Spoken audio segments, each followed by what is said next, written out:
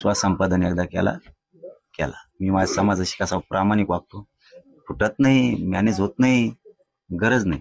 डोळे झाकून माझा समाज महाराष्ट्राच्या कानाकोपऱ्यात गरज झोपलेला आहे. डोळे झाकून बिनधास्त कितीही सांगून द्या कोणी, मी शरण येत नाही त्यांना, सरकारला, म्हणून मला बदनाम करते. माझा समाज विश्वास ठेवत नाही, कारण मी तितका प्रामाणिक वागतो, तितका त्याग सुद्धा करतो.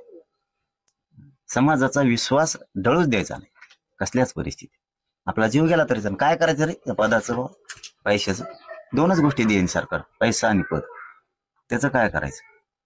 गोरगरिबांचं आशीर्वाद घेणं, गोरगरिबांच्या मनात ठासून बसणं, मनामनात की जीव गेला तरी आपला मनोज जरांगे फुटणार नाही, ही आत्मविश्वास असला पाहिजे लोकांना. तो आत्मविश्वास मी कमवलाय.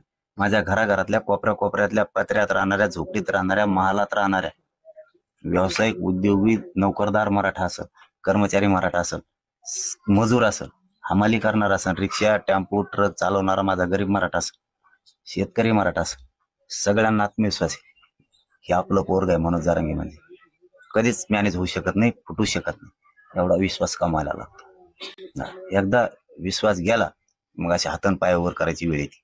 करा हात वर, आहे का? मला विश्वास गमवायचा नाही. जनता शेवटी राजा आहे. जनता राजा आहे.